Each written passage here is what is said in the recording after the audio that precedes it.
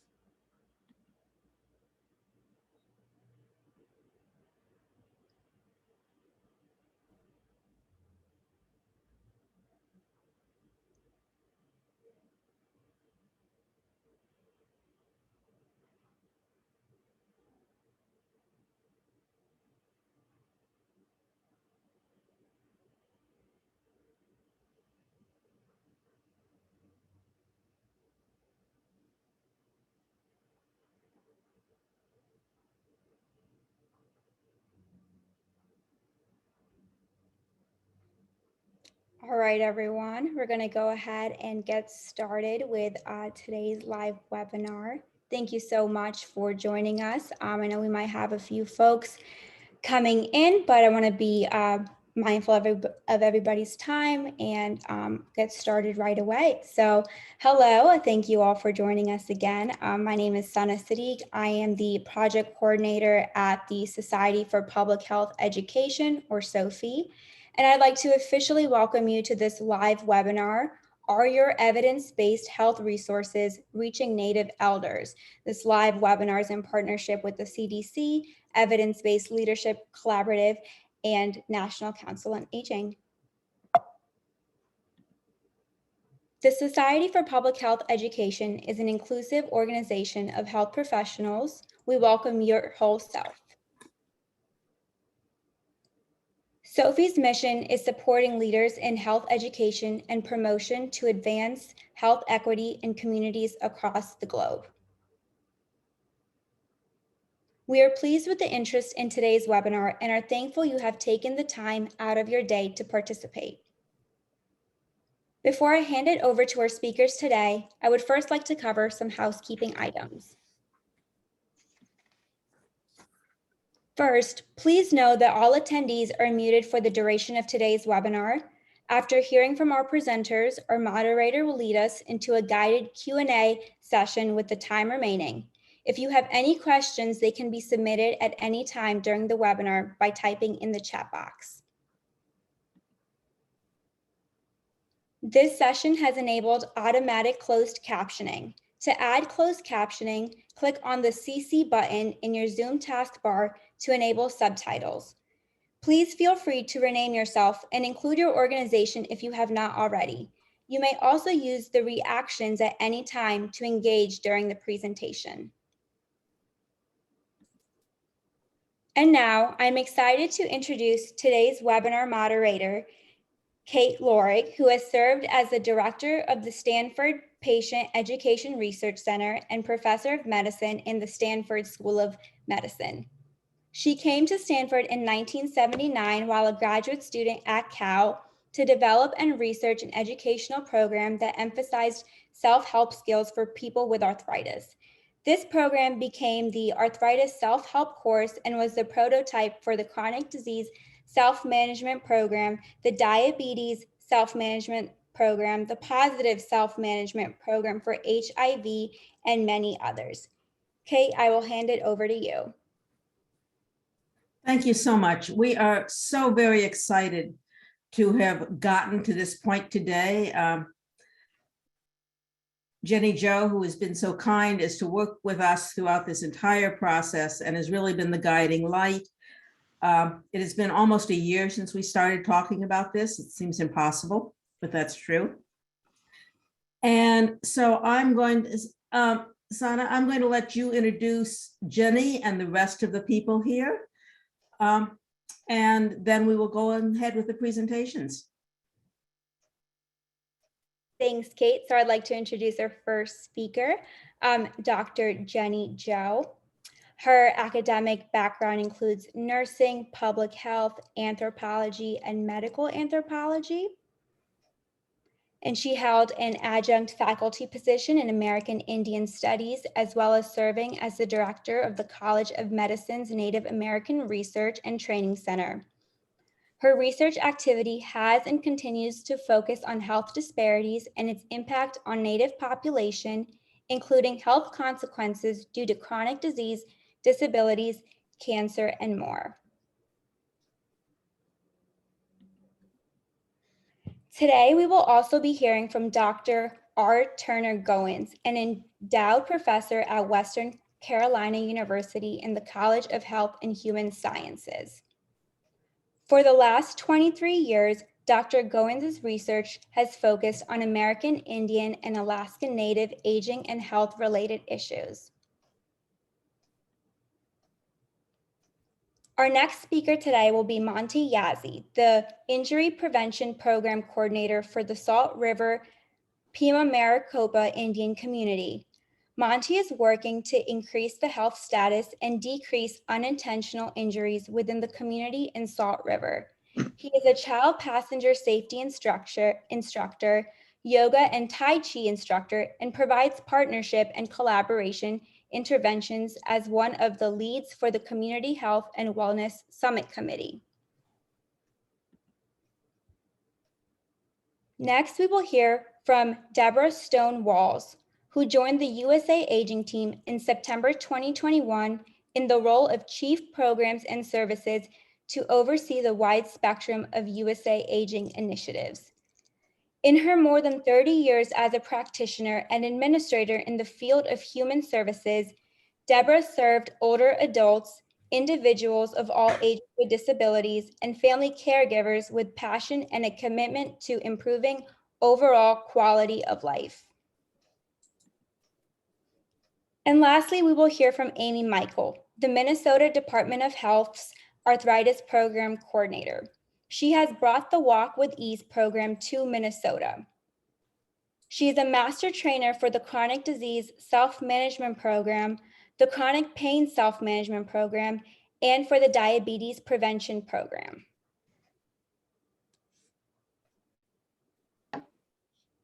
And with that, we will go into today's first presentation. Dr. Joe, would you lead us off? Thank you. I'm greeting you from the land of the Tohonotham and the Pascayaki tribe here in Tucson, Arizona. I'm from the Navajo Reservation, but transplanted here in Tucson. Ako yate hananin shloshi bashashin kachinin shlosh kishni ekashinal awata sanishne. Was sort of mulling over this sort of kind of assignment for some time. And I think most of us who work in the health field or public health arena, we're pretty much kind of comfortable with the knowledge that we work with well-established agencies with a good foundation, infrastructure, and stability in way of funding and growth. And we also know very well the role of public health in protecting the communities. I think in recent years, there's been tremendous amount of interest in trying to address health disparities. And some of these programs, before and after this particular initiative, a lot of the Native communities have already been engaged in addressing many of these same problems in a variety of ways. They have submitted grants, got small grants, maybe 1 year, 2 years, to really do something meaningful, even though they really didn't have any public health infrastructure. And they try hard to make those changes, but they don't have the kind of infrastructure every place and the stability of funding to really maintain or even plan in advance about growth and where they might go next and what kind of public health issues they need to address. So I think that when we talk about evidence-based kinds of intervention. We have to keep that in mind. We have very willing communities out there that really want to work and do something about the health problems we're all concerned about. But it's going to take a little bit more than just, you know, 2 years of funding and maybe some innovative program that's tried here, but is left after as soon as the last month is over and there's nothing to replace it. And so I wanted to sort of capture those moments by focusing on the pandemic as the experience by Native communities in our particular areas and elsewhere. Next slide. I think one of the things we need to know is Native communities and Native population is a very small part of the national population. In the year that 2000, when the census changed and you allow people to add other types of identification to include all their heritages, we had a tremendous growth in population from the times before. So if you look at the 2019 census for American Indian Alaska Native, we have 5.4. And out of the 5.4, 2.5 million identify solely as American Indian or Alaska Natives. The majority of this population, however, live off reservation in metropolitan or communities that are bordering the reservations throughout the nation. The major healthcare resource for many of those living in the rural reservation community is primarily the Indian Health Service. And it delivers service with resources coming to them through the federal allocation, which is discretionary funding, never been adequate enough to meet the needs. And they also bill for third-party payments. Their patient population on the average is about 2.2. So it means that most of the user population live in most rural areas. But most of the healthcare facilities they have also tends to be in places where it's accessible to only a certain percentage of the population. And in growing from the mid-1970s and a few places a little earlier than that, many of the urban programs started developing storefront kinds of health delivery system to really meet the needs of that population, because they were not eligible for Indian Health Service because they were no longer living on reservation. And so there was this growth of nonprofit corporations that have taken on this challenge. Tribes also started taking over management of the health programs, clinics and hospitals in various parts of the country. In Alaska Indian Health Services has a different history, and most of the health delivery system there is delivered through the corporation. Some of the services still being delivered by the state, but in cooperation with local consortiums and cooperation. The healthcare delivery system for Native Hawaiians has also a different history. They were given a number of resources more recently, and they have, at least in all of the major 5 islands, there is a health care facility that is available. This healthcare facility serves everybody else because that's the criteria. If you get federal funds, you've got to be able to serve everybody. And I mentioned urban Indians. There's about 41 of them across the country. Some of the ones that are larger and providing a lot more service because the population of natives in those communities are much higher than other places. This includes places like New York, Los Angeles, Chicago, Houston, Phoenix, Dallas, Texas, and more. And the program depends on many of the resources that they're able to tap into. Some of them do actually have a fairly comprehensive primary clinic facilities. Others really just have a very small scale referral types of resource to offer their community. Next slide.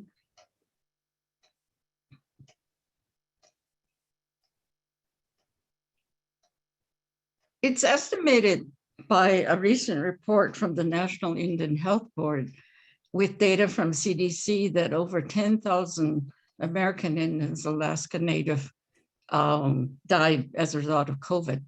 Tremendous underreporting because data for this population, many Native population, is rarely accurate. There's a lot of racial misclassification, and there is also a tendency for some states not to include race and part of their reporting on death certificates or even on birth certificates. So you kind of have to take these with a grain of salt. But one thing we know as a result of the pandemic that has hit across the nation and globally is that most healthcare facilities were unprepared. And Indian Health Service in particular was unprepared. And they had no equipment in many places to respond to the kinds of resources that were needed. A few of them have intensive care units. They really had limited number of beds that could be used for any kind of infection that might be, dangerous to any other people in the area. They were understaffed and many times undertrained. And many of the other things that they didn't have was just even limited or no access to telemedicine, so that they couldn't even have a chance to converse with a patient who couldn't come into the facility. And many of the Indian patients, as results, were shipped off to other hospitals. Many of them never returned, and their families couldn't be with them. And they came back in a body bag. And when they were going to be buried, only one or two family members could attend. And there was no traditional kinds of ceremonies that usually are required and are observed in the passing of people from the family. Next slide.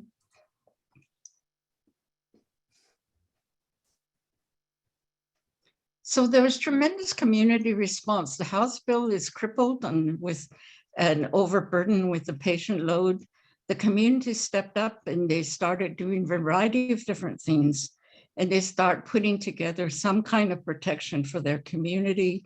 They started working on not only gathering data, but they start delivering education about what COVID was and what there's a need for all the different kinds of precaution that needs to take place. They made home visits because many of the community workers in particular knew who was most at risk. And so they made home visits to make sure everything is okay. They start monitoring patients that have been discharged from the hospital because the hospitals were overcrowded and not many could stay there. And they started also collecting a lot of community health data. And in particular, they also went beyond that health role to start doing things that were very necessary, delivering food and also medicine and bringing some protective equipment into the household and even conducting some of the testing. Next slide. So these are some examples of what was going on. There was a lockdown on some of the communities. And of course, the message was loud and clear about protecting the most at risk, in many cases that were the elderly, as these particular examples happen here, not only in Hawaii, but the Pueblos closed their communities. They wouldn't allow people in. And in Navajo area, they put up signs, homemade signs, to remind people to stay home and also to take care of the elders. People line up not only to be tested, but they took all the precautions seriously in many ways with masks, social distancing, and washing your hands. But some of these things were problematic. Next slide.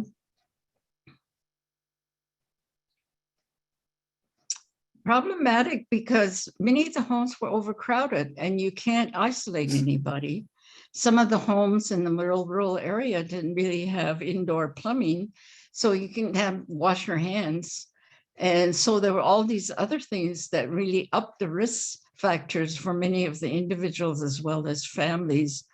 And family members who work often were in these necessary employment, and they went to work. And in fact, in the first few months when the mortality was high, it was mainly among this working age group because they were exposed and sometimes brought that particular virus back into the home environment because there was really not enough room for isolation. And the other thing that I think here is that people understood that you couldn't go to the grocery stores, as grocery stores of towns were also locked down. So communities put together various types of network to really bring in the kind of resources, delivering meals and providing a resource for people to come and get something that's important and necessary. Next slide.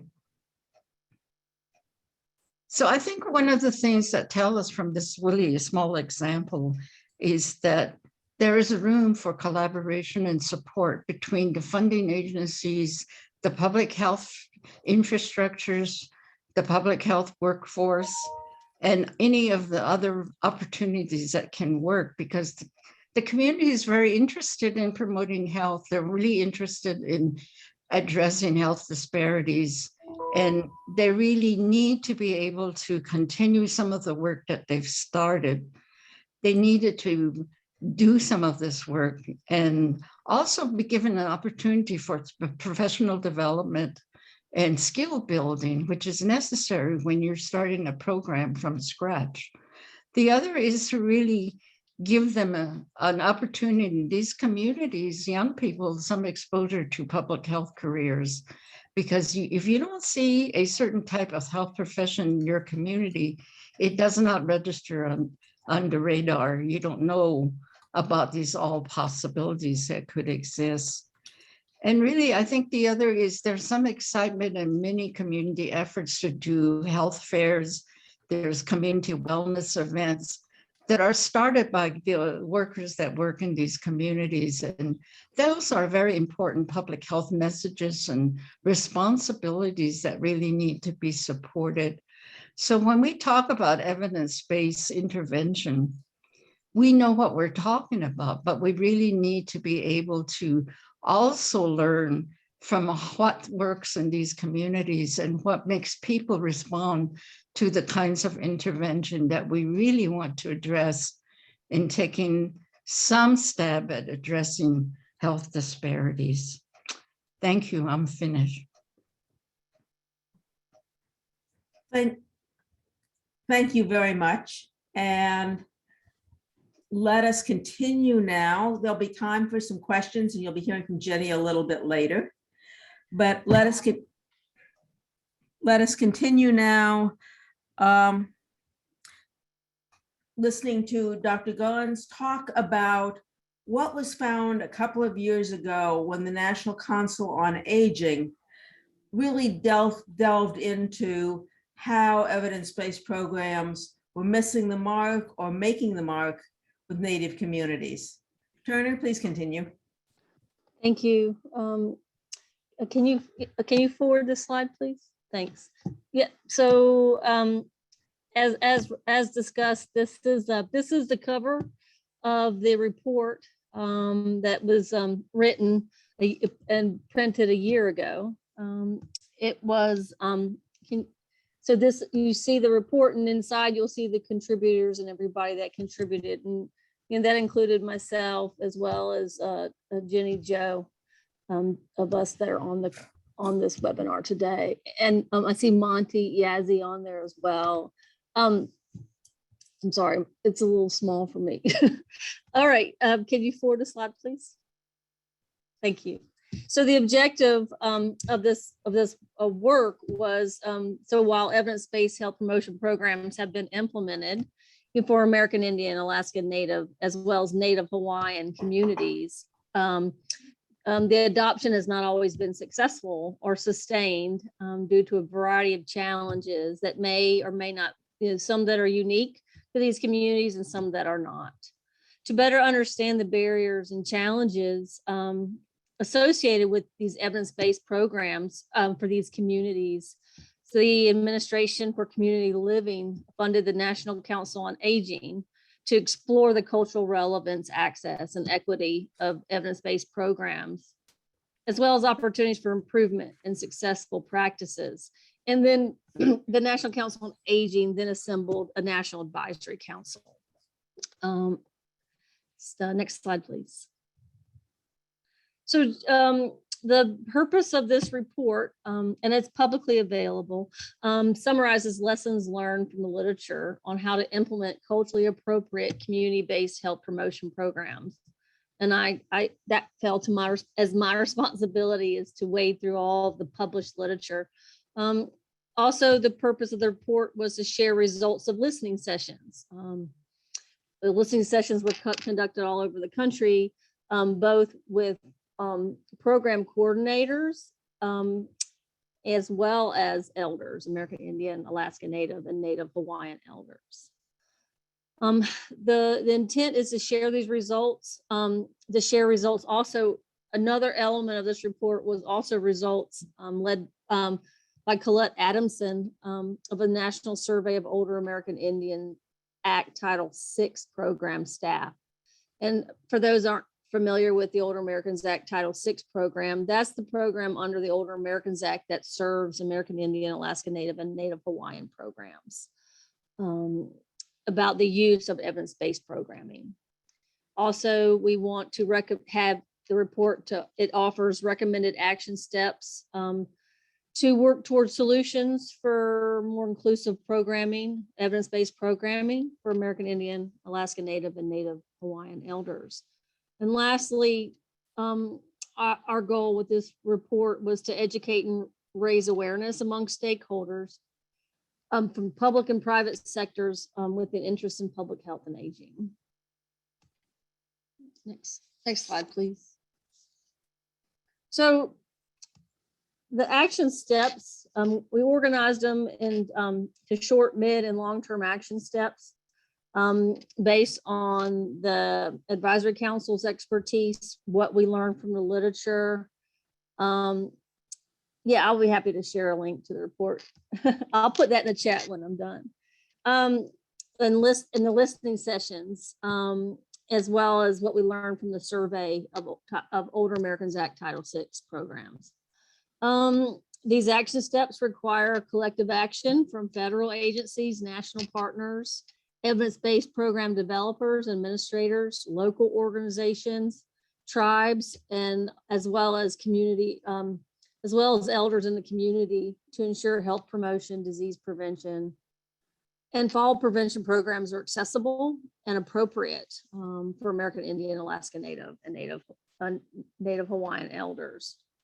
And I have a picture here of a Tai Chi for Health class going on with the community that I work with. As you can see, that was recent because she has a mask on. Next slide, please.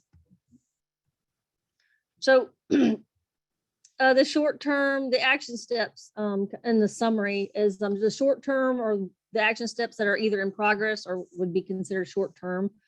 Provide guidance and support for tribal organizations to implement programs that meet ACL's evidence-based criteria in American Indian, Alaska Native, and Native Hawaiian communities.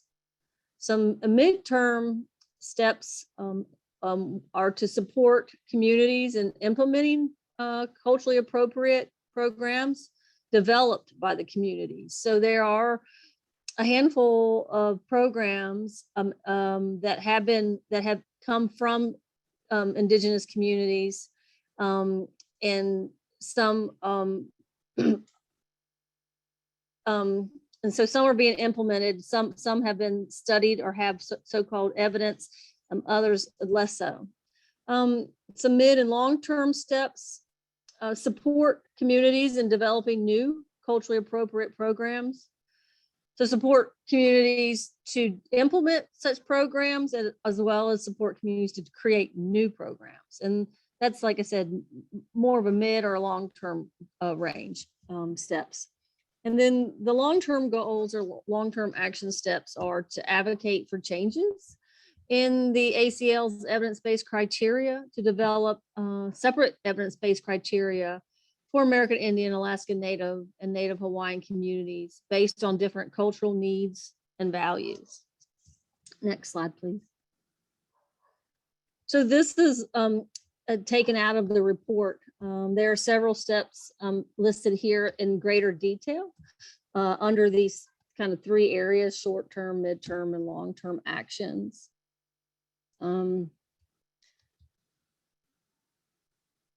So under short-term, identify appropriate measures of success as identified by the community. Support expansion of program adaptations that are already developed. Like one of these programs that's been developed is called the Wisdom Warriors. That's an adaptation of the Chronic Disease Self-Management Program. Market programs using culturally appropriate names. I think there's, more in-depth things as well as besides changing names, but that's important as well. Develop guidance to modify content of pre-existing evidence-based programs to be culturally relevant. Also increase the number of program leaders that are American Indian, Alaska Native, Native Hawaiian to ensure that programs are led by trusted community members. And from my own personal experience, this past September, we sent 9 tribal employees to be trained in Tai Chi for Health for the arthritis and fall prevention program. And they're all employees of the tribe, and they're all tribal members. And I was really thrilled to find that there was 9 people. And the 9 people came from the senior center staff. They came from the tribe's recreation department. And they also came from the tribe's diabetes program. And so I think that's important, is to invest in training community members to teach these classes. I think that contributes to its sustainability and receptivity to the program in the community. Midterm actions, identify programs already developed and being used. Explore collaboration with American Indian, Alaska Native, Native Hawaiian research centers. There's a lot of them actually out there to avail yourself to connect with. Develop guidance on steps needed to meet current evidence-based criteria for programs developed by Indigenous communities in the U.S. Identify areas where programs developed by communities are most needed. So, identify funding sources to support implementation of programs developed by Indigenous communities. Build startup phase into funding opportunities where programs are new to the community. So, for example, allow your time to just connect with the community and understand and explore the program that you want to implement, and looking at ways that it can fit well into the community. And ideally, that sort of work is done prior to receiving funding, that you want to do some of that homework beforehand. Long-term actions, some bullet points under here. Research process to amend the criteria outlined in the Older Americans Act with respect to evidence-based programs and what make that cut and what programs don't make that cut. Determine preferred criteria around with respect to evidence-based criteria. Identify the unique needs and rights of these communities to develop and implement culturally appropriate programming. And identify funding for demonstration projects to blend evidence-based programs as well as trying to incorporate cultural appropriate models and approaches to that program. Next slide, please. So when I took a nosedive into literature for this report, it became obvious to me that, well, let me say this. So evidence-based public health has its roots in evidence-based medicine. So evidence-based public health in its simplest form means applying the principles of evidence-based medicine to the field of public health. Next slide, please. Can you push the button so the image, yeah, sorry about that. So evidence-based medicine or evidence-based practice. So according to the, the original tenets of evidence-based medicine, it requires the integration of the best research evidence with clinical expertise and patients' unique values and circumstances. So there's three things that need to be weighed here. The research evidence, right? The evidence produced by scientific research, scientific studies. The clinical expertise, knowledge of the clinicians. So this is the evidence-based medicine. So we're talking about clinicians. The clinical expertise of the providers, of the clinicians, accumulated through practice, and diagnosis, the assessment of the particular clients or patient's risk factors, and weighing potential benefits of the available or possible interventions or treatments. And then the third area that needs to be weighed with respect to evidence-based medicine and evidence-based public health is weighing the patient's values. So their expectations, their concerns and preferences that they bring with them. So it became clear to me, working in the field of public health for as long as I have, and evidence-based programming, that the uptake of evidence-based programs in public health has been really heavy on the first bullet, has been exceptionally heavy on the research evidence. And I would like to suggest that we need to also develop some understanding about these other areas that need to be considered. Next slide, please. So what I would propose is that we have the research evidence and we have community, instead of the patient's values, we talk about the community needs, values, and preferences. And then also instead of the clinician's expertise, I think we need to weigh equally the practitioner as well as the community, the expertise in the community. And I think these three things need to be weighed and be more appropriate within the field of public health than as they've been adopted from medicine. Next slide, please. So what can we do? Quickly, some ideas, some suggestions that I have based on my work. I would say avoid assumptions. So if you want to approach a community to do some of this type of evidence-based programming, while cultural responsive approaches and elements are appreciated, don't assume that the community would not be interested in a non-tailored evidence-based program. I've had this happen to me before. So the tribe wants Tai Chi for help. The tribe gets Tai Chi for better help. Do your homework, learn about the community and people, determine what the prevalent health concerns are in the community, identify community priorities, learn about existing or past health promotion efforts, and also get a good understanding of the existing resources that the tribe has to offer. And contribute to the community capacity, meaning training tribal members to teach the program and find connections to sustain a program. And also always identify and build on existing community strengths because they're always there. Next slide. So that's all I have. Ski, thank you.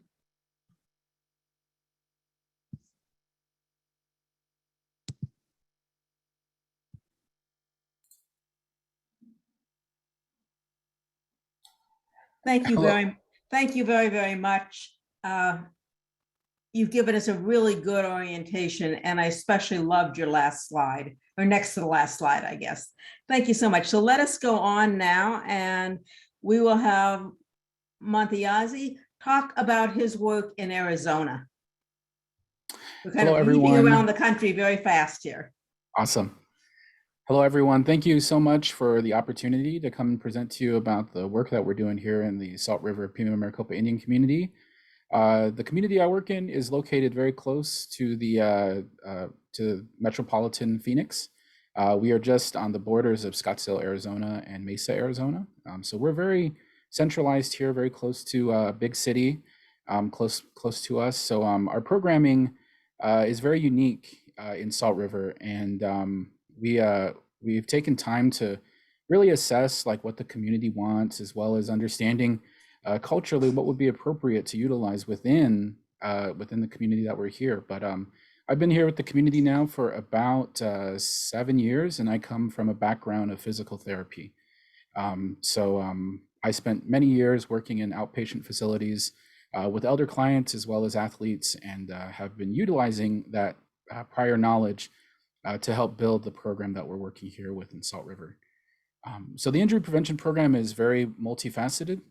We don't just work in fall prevention, we also work in transportation safety, traumatic brain injury, as well as opioid drug abuse prevention. But one of the programs that we're really proud of here is our fall prevention programming. We use a few different assortments of programs here in the community. We use Tai Chi for fall prevention, which is a modification of the Tai Chi for arthritis program that is offered and recommended through CDC. And we have also developed an additional program called Yoga for Fall Prevention. The yoga component came about through surveys that we conducted with the community before we even got started with any fall prevention program out here. And yoga was the resounding program that people wanted to see introduced into the community. And that is more than just the elders. A large portion of the elders talked about yoga, but this is from partners who work in health services as well as social services, and our senior services department all showed an interest in yoga. So we have been developing a yoga for fall prevention program now for the last 6 years, and utilizing CDC's STEADY protocol as well as evidence-based practices from other programs. We're really going through the process of developing this program, and our hopes is, further down the line that yoga will be seen in the same light as Tai Chi. And our hope would be that it would be one of these programs that we can expand out to other communities and share with the other programs that are like us, the good work that yoga can do. So just a quick overview of our Tai Chi and Yoga for Fall Prevention program, which is which share the same principles. It's a 10-week, 2-time-a-week program session. We introduce a fall risk assessment during the first week, and then a post-evaluation afterwards for 1 more week. So in total, the actual session for yoga and Tai Chi for fall prevention is about 12 weeks. We do the STEADY evaluation as well as a fear of falling evaluation, and we consult with licensed physical therapists who will go through muscle range of motion test, gait testing, as well as just a general consult with each client individually to discuss any other issues that might be going on, so we can refer them to the right people so they can get help. Another program that we utilize is a Matter of Balance program. Our Matter of Balance program is offered twice a year during our fall and spring sessions. It's community driven, so it's one of the few programs that we have here in Salt River that we advocate for, but we have a lot of community involvement with that. So a lot of the elders will tell their friends, like, "Oh, you got to come to this Matter of Balance class. We have great discussion, and it'll help you have a better connection with falls." We also do a portion of that program with our nursing staff here, our community health nurses, as well as our physical therapy and in-house here in the community, and it's called Getting Up After Getting Down. So we will do our best to showcase how we get up from a fall. And for some of our more experienced clients, we actually have them come in to demonstrate how to get down and get up from a fall. But all of our programs are community driven. We have a great core group of people that come back consistently. And we have wonderful trainers that have years of experience. I always tell people there are 2 things I never ever thought I'd say in this life, and that was I am a master Tai Chi trainer and a master yoga instructor. Never thought that happened in my life. Next slide, please. So where did we start, and how did we present this program to the community that we're working with? I like to talk about these 5 Ps that we utilize within the community, and the first one being creating a presence for ourselves. So the injury prevention program was brand new to the community. People weren't really talking about fall prevention about 6 years ago. So we had to make a presence for ourselves, and I knocked on doors and went and talked to people and met with seniors and went to senior breakfasts and just really immersed myself in the community here in Salt River, to the point where people started to recognize, oh, that's that guy that does yoga, or that's that guy that wants to do Tai Chi, or that's that guy who's going to help me get up from a fall. At first, I was the guy who gave out night lights. That was my first title. We gave a lot of night lights out for our first year of service, just to make sure people had lighted pathways so they can see what's going on in their home at nighttime if they ever got up. The second part of that P is presentation. So after we created a presence for ourselves, we started to present these different ideas: Tai Chi, yoga, enhanced fitness, matter of balance, all these different programs that Indian Health Service, as well as our counterparts with CDC and different organizations, National Council on Aging, had provided to us as evidence-based protocols that had worked in other tribal communities that were similar to the size that we're working with. So we presented all of these different programs to the community and started to do surveys and started to do presentations and bring subject matter experts in to talk about how we could introduce them to the community. And through those surveys is how we came up with the program that we're working with. Once we had that presence and that presentation within the community, then we started to initiate these programs. We started to develop them and try to find ways to make them culturally appropriate for the community that we're working with. We brought in our cultural resources department. We brought in different tribal leaders in the community to talk about how we could introduce this program respectfully and to do it in a way that would provide each person, each client that were involved in our program, that sense of ownership, so that they could be a piece and have an experience in the program that we're working with, rather than just having a class. You know, we wanted it to be experiential, and we wanted them to have a sense of ownership within each class that we were putting on. So through the development of those programs is then we had to figure out who were our partners, how were we going to get referrals in, how were we going to reach the audience that we wanted to get to. So those partnerships started to happen pretty quickly. We started working with community health nurses who do home assessments with people. We started to work with our community development program here in the community who do the housing, who are in charge of like building the houses and keeping the uptake of some of the tribal houses here. They would promote us in a way to understand risk assessment, fall risk assessment. So they would say, this person doesn't have grab bars. This person may need handrails. This person may need a ramp for their home. And that was part of that programming and that partnership as well too. But finding those partnerships and finding those other advocates that care so greatly about the programs that you're introducing, as we in the injury prevention program do, was the first big success in really getting these programs initiated. Because now it wasn't just the nightlight guy who was telling people that they should join these classes. Now it was the community health nurse, and now it was the tribal council leader, and now it was, you know, the doctor that had been in the community for years. And those partnerships were very integral in helping us create this community-wide introduction to this program. After that, we wanted to do publicity. So we wanted to get our information out there. In my hobby, in my free time, I also work with the film community in Arizona. So I have done film programming and film and media production for the last almost 15 years now. And I started to work with developing digital stories to the community so that we could help build that identity for ourselves and finding that narrative so that we could teach people how to understand that risk of falling and share their fall experience and get that out there to create a connection with our clientele. Next slide, please.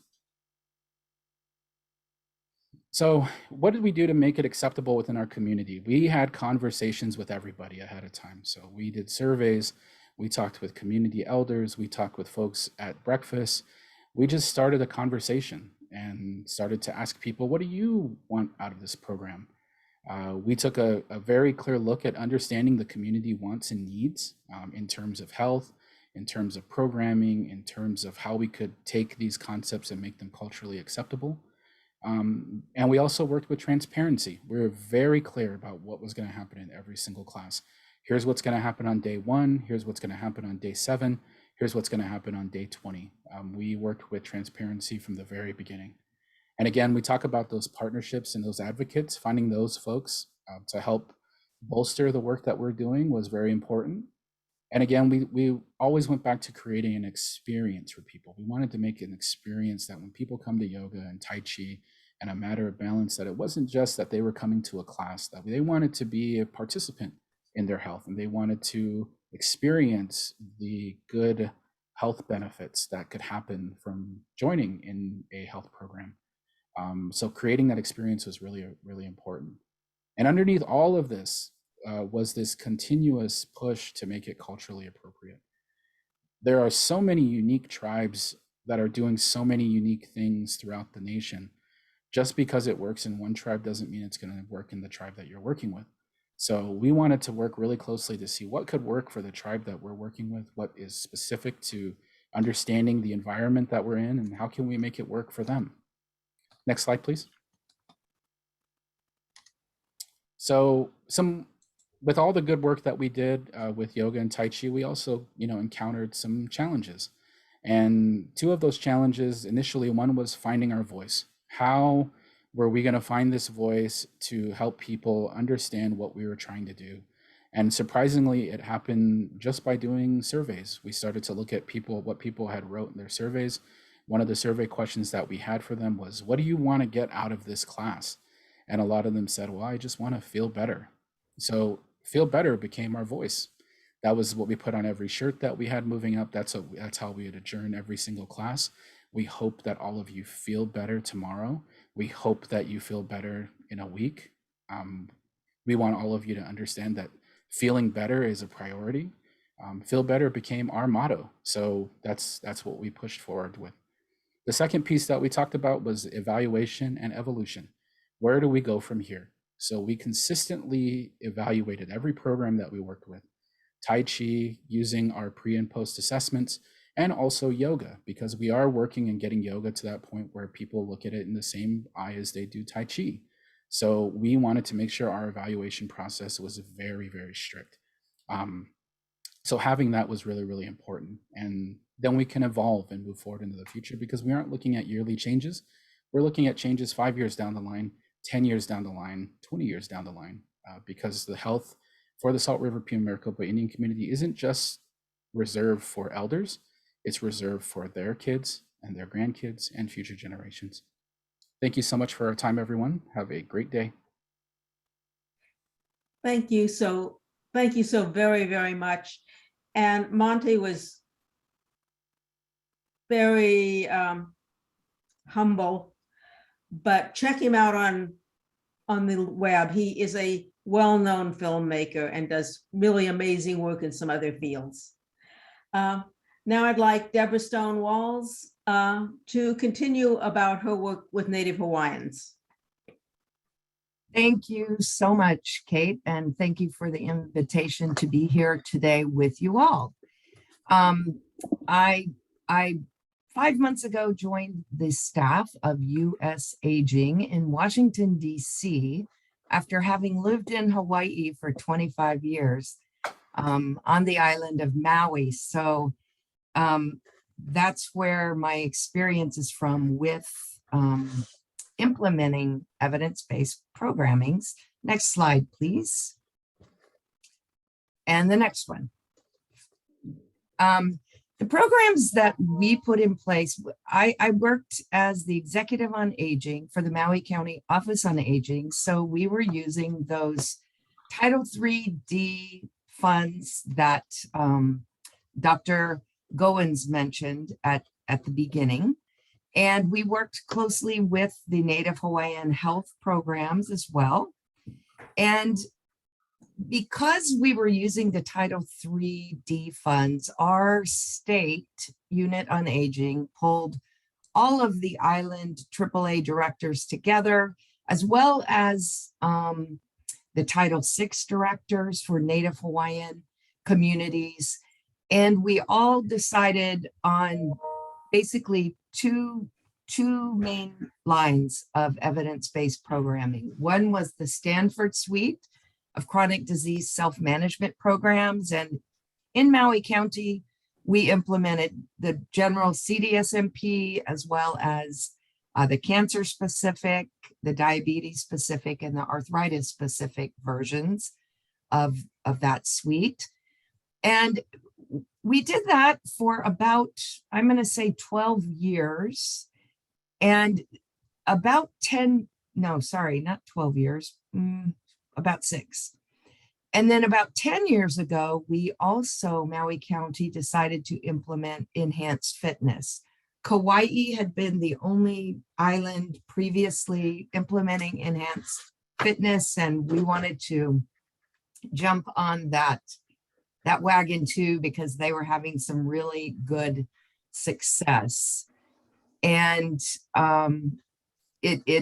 Hawaii has, it's called the Hawaii Aging Programs Empowering Elders, or HAPI, which is kind of a nice feel-good name for it. But so these are the programs we implemented, and that's a little bit of why we chose to implement those two different ones. Next slide, please.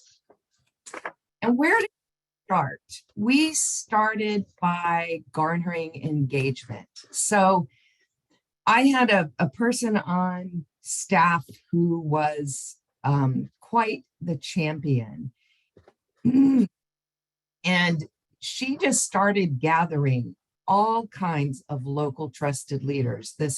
I've heard this theme today a couple of times. So we have various ethnic populations in Hawaii, not only Native Hawaiian, but there's a lot of migrant populations there.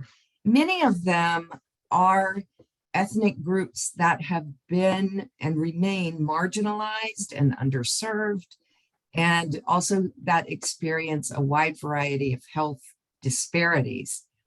And in Hawaii, the term, it's not, there's a distrust of mainland programs, because many of those programs, and many are tested and proven using a Caucasian base of participants. And, you know, sometimes the initial,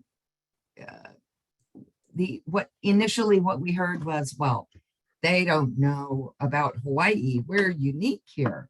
So we really wanted to work with those local trusted leaders, with the faith-based leaders. We know that faith-based leaders deal every day with congregant members of their congregation who are aging, who are facing, regardless of their age, they may be facing difficulties. And we know that many times it does fall onto faith-based leaders to help their parishioners live better. So we thought, let's get the faith-based leaders on board with this, because this can be a tool that we then use to assist them. We garnered their buy-in. We did develop lay leaders from within the indigenous, ethnic, and faith-based groups, because we know that when people see a face, when they hear a voice that's like theirs, there lends a sense of trust. And we propose new programs in familiar settings. So instead of having people come to us, we found sites that we could then implement the program in. For instance, in our faith-based settings, we held our classes in the actual church buildings. So this required us to really form some very clear, mutually beneficial partnerships. And it also helped the participants, because instead of them going to an unfamiliar place, seeing unfamiliar people, they could be in their familiar house of worship. And the only thing new that was added was this program. So it really helped increase their willingness as a group to join in a new program effort.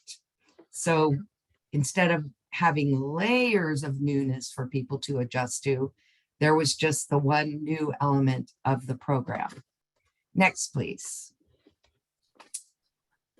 And then how did we make it acceptable? One of the things that we did, and I think pretty much right after I moved to Hawaii and I was going to introduce new evidence-based programming, I started inviting the program developers to Maui.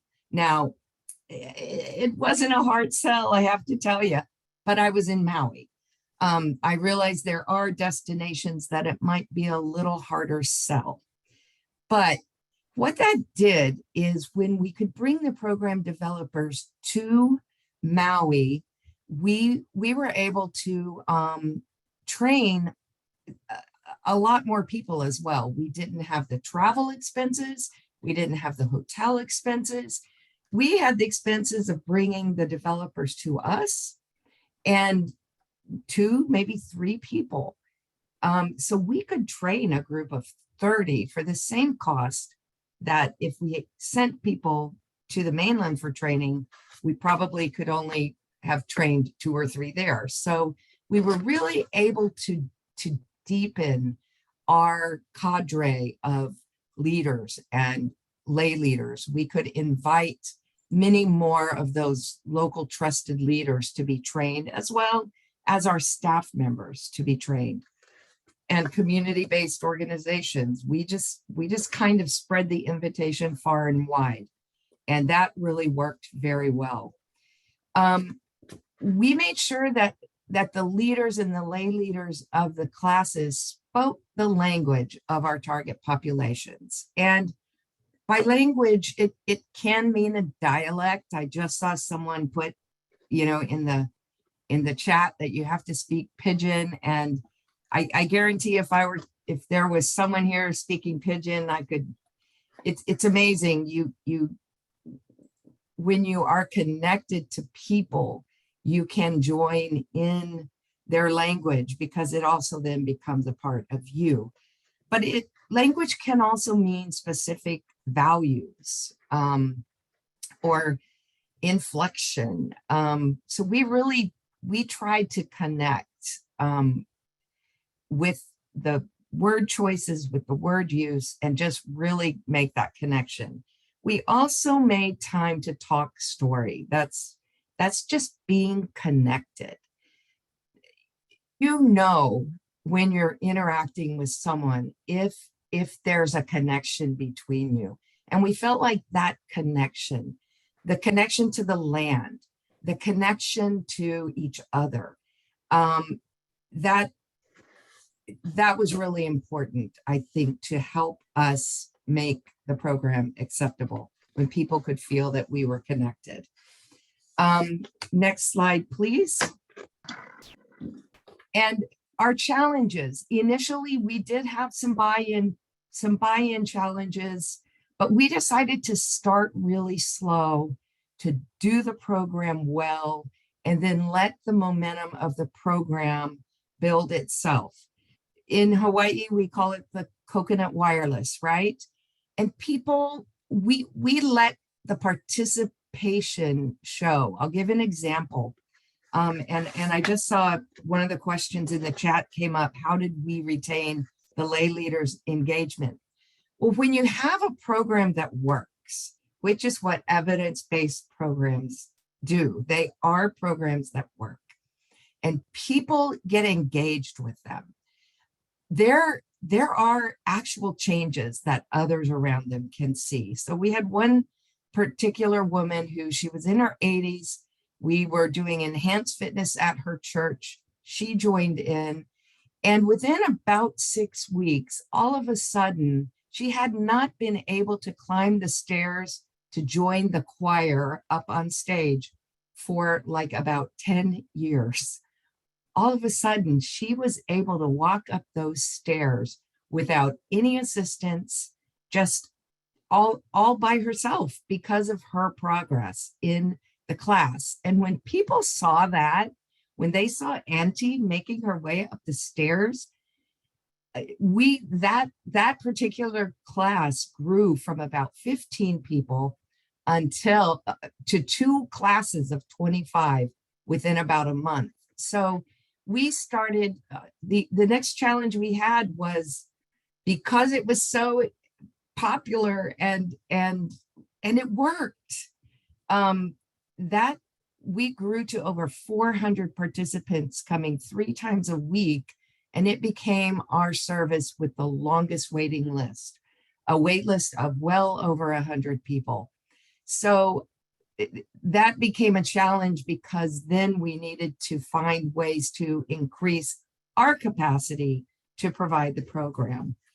And just remember that people, for us, we found that when we recognized it wasn't our program, it was the participants' program, that also helped really spur the growth and the engagement, and then the subsequent actual life changes and healthy outcomes. It helped us make those a reality.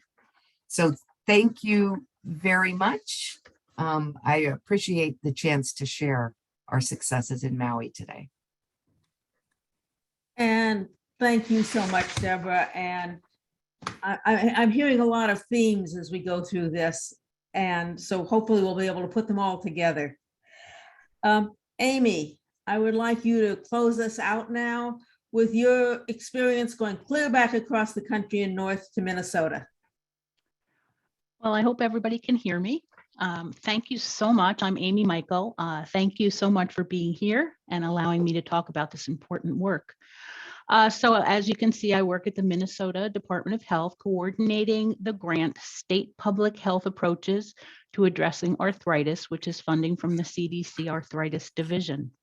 And one of the things that I always do is I took a look at the 2020 results of America's Health Rankings report, and I confirmed, had to confirm that the American Indian Alaska Natives in Minnesota have high rates of arthritis and experience very high rates of inequities. So that's kind of what got me started. Next slide, please. So Walk with Ease is the program that I'm going to talk about. I'm not going to go into it too much. It's an arthritis appropriate evidence-based intervention that we've been promoting with the Minnesota tribes. It's a low impact walking and behavior change program. It's low cost, simple to deliver, and along with the proven evidence-based results, it also can be used to help manage other chronic conditions. As we all know, physical activity is necessary to manage many chronic conditions like heart disease, diabetes, prediabetes, stroke, and arthritis. So this can make this program, very appealing. Next slide, please. So Minnesota is home to 11 federally qualified reservations and 12 federally recognized sovereign governments. There are 7 Anishinaabe, Chippewa, and Ojibwe reservations and 4 Dakota Sioux communities. The Wisdom Step program touches almost all of the tribal nations in Minnesota, and Minnesota is home to approximately 120,000 American Indians. A little bit about Wisdom Steps. It started back in 1999. Tribal elders are invited to participate in activities and take simple steps toward better health. Activities include participating in health screenings, attending a health education class, or enjoying a healthy living activity that might be promoted. Elders learn that the path to health is easy and can be walked by visiting with a physician and setting a personal health goal. Elders volunteer to participate, and they are recognized for their efforts through small incentives and awards. Next slide, please. So where did we start and how do we present the program to the Wisdom Steps group? And this is where I think I come from a little bit of a different perspective. Next slide, please, I'm sorry. My knowledge of Wisdom Steps started long ago. Our relationship took some time, effort, and learning to build. Before this project started and during, I attended trainings, classes, events, went to exhibits about Minnesota tribal history, treaties, and trauma. What I know and understand today is important to building relationships with people within tribal nations, and it's, I think, very key to working with Native communities. It's learning and understanding. Next slide, please. So what things did I do well, it's kind of hard for me to remember and recall exactly where things started, but networking is key. Networking and networking some more. I started internally within MDH, the Minnesota Department of Health, talking with the American Indian Health Director. She gave me the go-ahead, some recommendations and some advice, and asked me to always keep her in the loop of what's happening. I then went and talked with the Office of Indian Policy at the Minnesota Department of Human Services. I then continued to go to events, met people, make connections, reached out, and in the end was invited to attend the Wisdom Steps board meeting, which involved travel, a great deal of travel, and a significant time commitment. I gave the board, when I went to the board meeting, and it was really a wonderful thing to be invited to. I brought a piece of myself with me. I brought something with me from my life as a token of appreciation from my life and for thanking them for having me at their meeting. Next slide, please. What I've learned and what I think contributed to my success are several things. It's important to communicate with understanding, with an attitude of going in with an attitude of I know what's best for you will not work, most likely. Recognizing the white privilege that I walk through life with is very important. Knowing I'm not an expert in what tribes need. This is all very important when trying to pave the way to trust and understanding. And like I said earlier, giving a piece of yourself and listening, showing respect, sitting down face to face so you can learn about each other. Again, listening, being humble, and once again, listening. And I can't say enough. So Health Walk is the walking program that Wisdom Steps has as an option for the tribal elders. And I point this out because in no way did I want to presume that we wanted to come in and change what was already working, but build on what already exists. As we shared with each other, I was able to talk about Walk with Ease and realize that my program might not be of interest. We could assist in building on Health Walk in some way. I made it clear that doing things my way is not what I'm here for. I want to work with you so that we can increase walking within the tribes in a way that is culturally appropriate, meaningful, and engaging to tribal members. And to make a long story short, they did end up wanting to bring Walk with Ease to Wisdom Steps to sort of boost the Health Walk program. Next slide, please. What I believe, part of what I believe that made the program acceptable is the flexibility of this program. There are lots of different ways or formats that you can offer it in. It's low cost, it's simple. And another thing, and I've heard this before as Kate mentioned themes, I made it clear that designing the program to be culturally appropriate was just fine.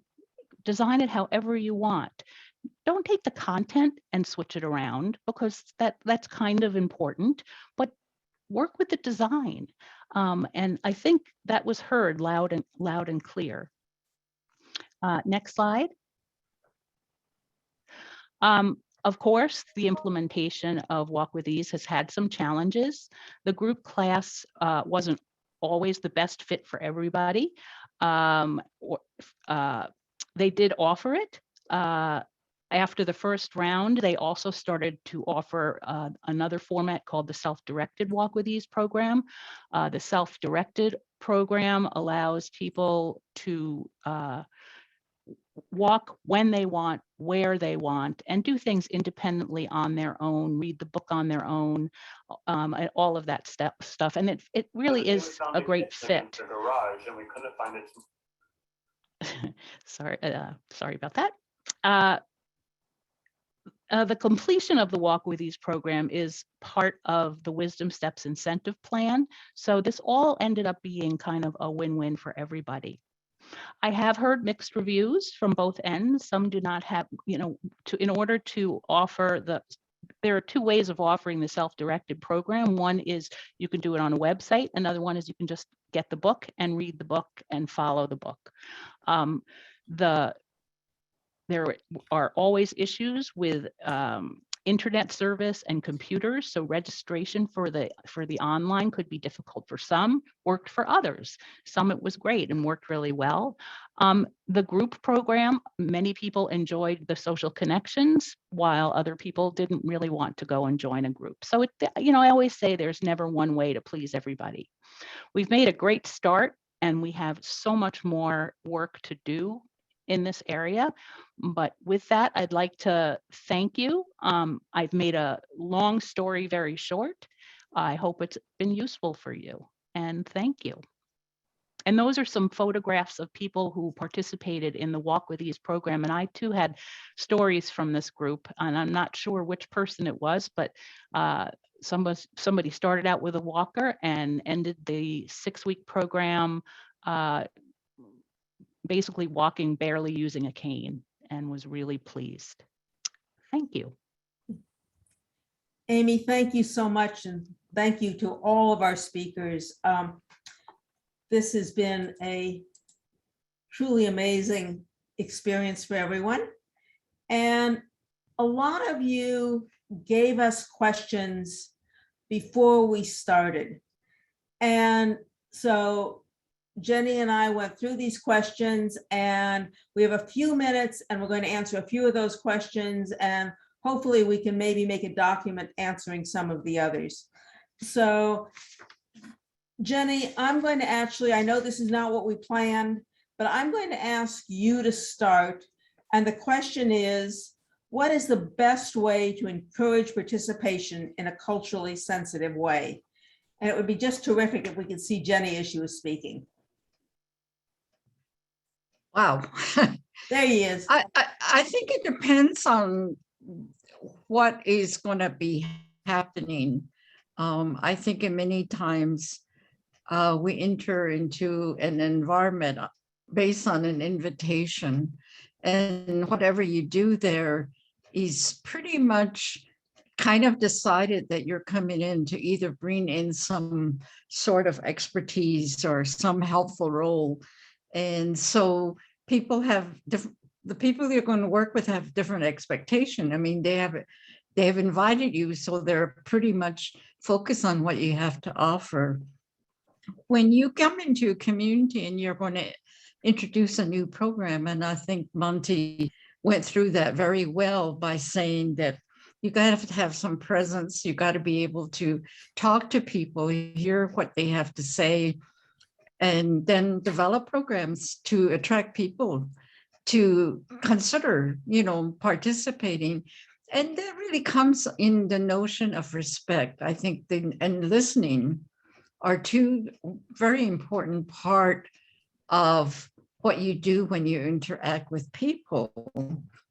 Culturally sensitive or culturally relevant, I think, plays a role in a variety of different ways. And I think even those of us who come from the culture that we're working with, or maybe for me, I've worked with many different types of Native groups. I always go in with the idea that, as it was said before, I don't want to go in with it some sort of assumptions and have some preconceived ideas. But I always look forward to learning. And I think that's the other part of being sensitive. And it doesn't have to be cultural, but just sensitive to people and the kind of circumstances that you encounter. The terminology of cultural humility is probably much more important to me because it reminds me that I'm a learner, and that even as someone coming in, being asked to deliver something, I still look forward to learning from that experience and from the worldview, or even the types of feedback you get from the people you're working with. So it should really be an enjoyable kind of interaction and engagement. I don't know if I answered it correctly, but that's That's where I'm kind of coming, I- from this point. Yeah, I think this is a question that can be answered as you did eloquently in a few minutes, or maybe partially answered in a lifetime. It's an ongoing process. And it's an ongoing process for all of us of all cultures. And I thank you for your wisdom. We have lots more questions. We don't have lots more time. One of the questions that got asked a lot was, how do you adapt programs for Native communities? And I'm going to just give a very, very short answer to that. And that is, the first thing you need to do is you need to know exactly what it is you want to adapt. What do you want to change? And is it based on input from the community, or is it based on input from one person that says, well, we don't eat these food, or we don't do this? You really have to, finding out what you want to change takes some work. Once you know what you want to change, then I would suggest you talk to the program administrators, because all of the evidence-based programs have lots of wiggle room, lots of room for change. There's an assumption that they have to be given word for word, exercise for exercise, minute for minute. And that's often not true. And so work with the administrators of the programs. And I think you'll find that more adoptions are possible than you begin to even think. I think with that, I will stop. I could probably go on with adoptions for a very long time. Sana, do we have time for one more question or not?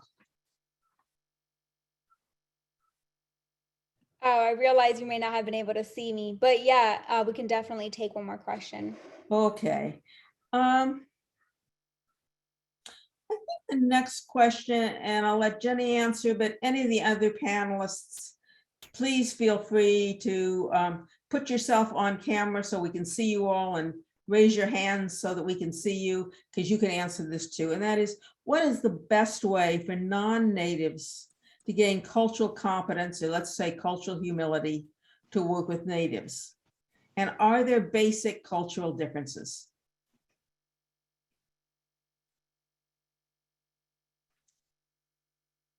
I think there's differences, but I don't know if they all would be called cultural. If I look at my own society of people in my own family, the culture is shaped and it's always changing.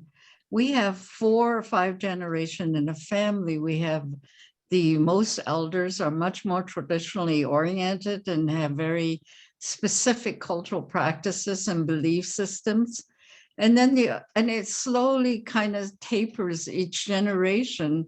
So I would say that the generation of today is probably in some respect 20% in the cultural orientation or traditional orientation on certain things. They may have a very valuable idea about always going to the gym, to the workout, and nutrition is a big part of that. But the other part of that 20% is the desire to keep the language alive, the desire to maintain their family relationships, and to learn and to keep some of that stories and tradition about their family. But some of that may not be possible to practice, but they have a deep appreciation and still value those things. So I think, to assume that everybody's in the same boat is probably very wrong. If all of us in our own family take a look at our particular circle, we will come to that same conclusion. I think that each generation, there's a difference. And sometimes in many of the Native community, there's sort of revitalization of some of these things that have been buried for a variety of reasons there's a great emphasis on language immersion programs. There are native healers now that are being incorporated into the healthcare settings. And there is an idea about including in school curriculum something about Native history and those kinds of things. So it is happening kind of in a variety of different ways. So I think the thing to do is really just to kind of look for things where you have some commonality if you want to build a bridge, and then learn from each other. Mhm. I will tell a very fast story.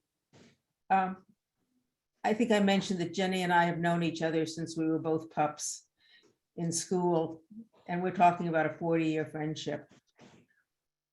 And one day we were talking about food, and out of that discussion, Jenny and I have decided that someday we're going to write a book called Fry Bread and Matzo Balls.